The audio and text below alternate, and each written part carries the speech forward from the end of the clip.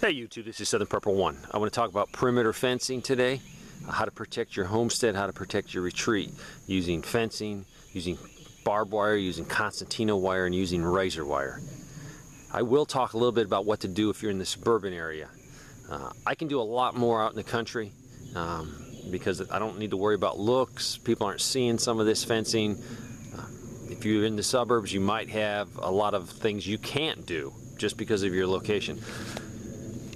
On this fence right here, this is in an area where really no one sees it, but I wanted it very secure. And this is the time you do this type of fencing. Get it done now, not during a crisis. During a crisis, what I'm going to be using my time to do is the fencing that people see every day, to soup it up, to make it stronger. So what I've done is use regular T-posts. T-posts, they range in price from $4 to $6. And what I've used is regular field fence. Basically, it's 4 foot tall.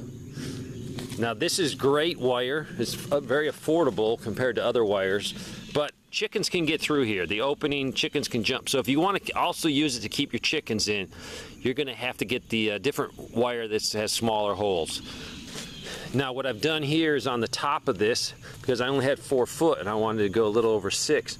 This wire is the same thing as field fence, but they use it in construction sites to hold the black silt paper or the material to keep the dirt from going and washing off the job site. So what I did was I got this very affordable, bought it used on Craigslist, and what I'm doing here is I'm just securing it. I got a lot more secure. So now what I've created was a 6 foot fence.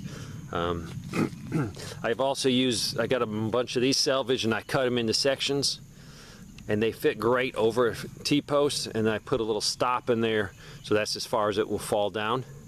And then I use the arms on top. I've salvaged a lot of them, but I went ahead and I purchased some more off of Craigslist last week. These ones right here, and they were 24 of them for 25 bucks. So I grabbed that because I can always use these. But normally I salvage them, but didn't want to take a chance of running out before this project's over. So what I have created here is definitely a taller fence. Now this fence, anybody can get through it. You can cut it, you can go through this fence, no problem. But the purpose of a fence is to keep people psychologically from wanting to come on my property.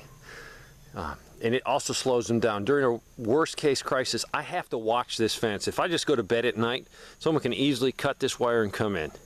So any fence is only as good as if you have eyes on it. So I will be putting barbed wire up here.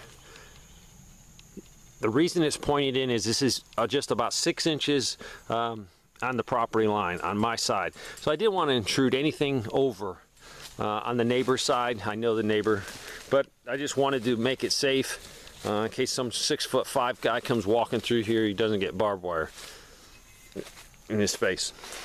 Normally you would want that pointed out to make it harder to climb over. It's still very difficult to climb over it with it on this side. In a worst case, I'm going to put some barbed wire, but I'll show you how to do it later in the video. I'm going to wrap it around and extend it down. So I'm also putting these in.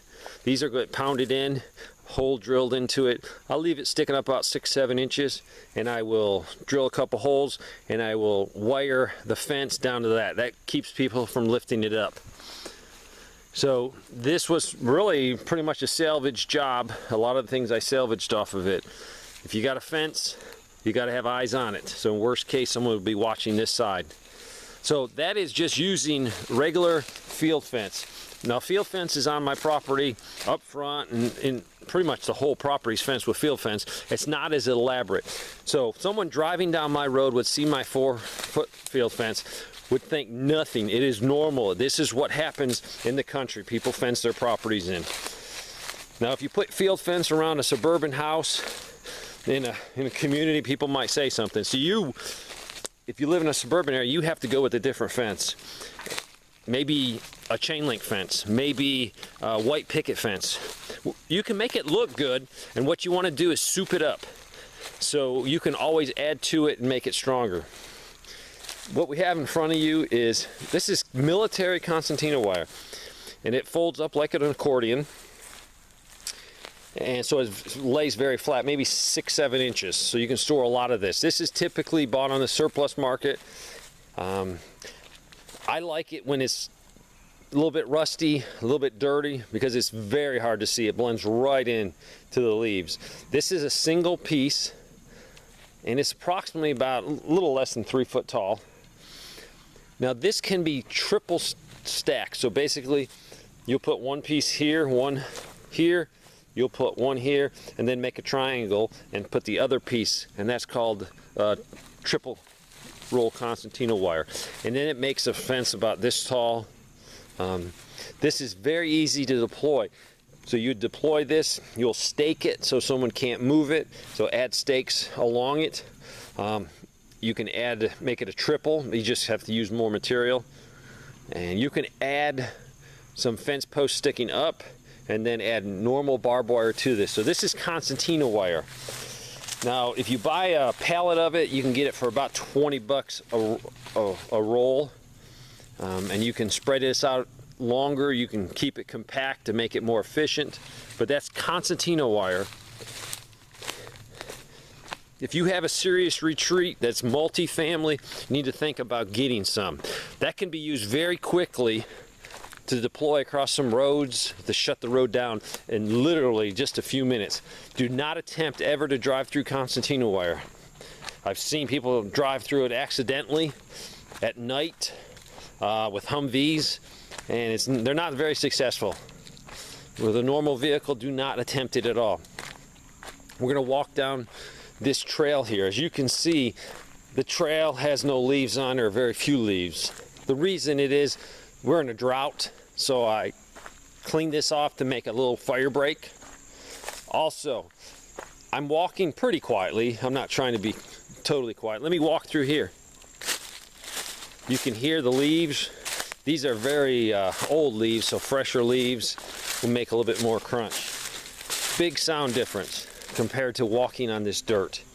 So, around your perimeter, if you need to walk around and check things at night, keep the leaves gone so you can quietly do it. Now, this is a two-way street. If the bad guy gets on your property and you've created these trails, he can sneak up on you, so remember that. To our left up here, we have just regular 4-foot field fence with a couple strands of barbed wire. This is normal in the country. Totally normal. Next thing I want to show you is razor wire. Razor wire is about 50 foot in length, and it is extremely dangerous to handle. As you can see, it's in a coil, so you can coil it up on top of fences, on top of buildings, to keep people from getting on. Now typically it's 50 feet long, but you only stretch it out about 33 feet. If you stretch it out too much, it loses its effectiveness. This is nasty, nasty, nasty stuff. Do not mess with it. Wear eye protection and wear gloves. They actually make a glove that is got these metal studs inside it, because you need it. If you don't, very thick leather gloves, and be very careful. You can take that stuff and put it on things, and it's hard to get over.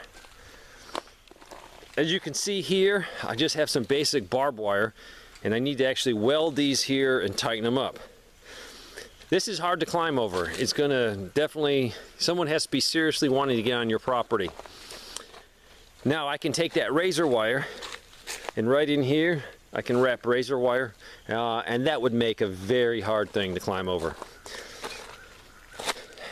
If you're going to have chickens, this is the wire you're probably going to need. It's probably about 2 inch by 4 inch, just to keep them in. You want to put this on your gate, because if not, this is the perfect ladder. As you can see, people can climb right up and get over if you have nothing on top. If you put it on the outside. If you put it on the inside, which I've seen people do because they weren't thinking security, you can still climb over it because you can get a tow, just like I could climb over it this way. Make sure you secure it a lot to make it tight. Also good because the lower ones, if you don't and you have chickens, they can get out. We're going to come over and let me show you some barbed wire. This is regular barbed wire. Every retreat, if you're a serious prepper, you need to have as much of this as possible. When you pull it off a new roll, you get a coil very similar to the razor wire, and you can use this. You can take this and wrap the barbed wire. If you don't have everything on top of it, wrap the barbed wire very closely so barbs are very close, and what that does is you cannot climb over. If you try to grab it, I would probably get 2 or 3 barbs into my hand. You will not squeeze down and jump over a fence with barbed wire wrapped around it. So it's very effective. You don't have to do this now. A lot of things I'm showing you is a safety problem. People can get hurt, so don't do things that let people get hurt. But in a worst case event, have a plan. Say, all right, first thing I'm gonna do is wrap all my gates with barbed wire so people can't jump over. Because I can literally put my hands on this gate if this wire wasn't here, and I could just leap over. Not a problem at all. And I'm an old man, so a young thug could definitely do it.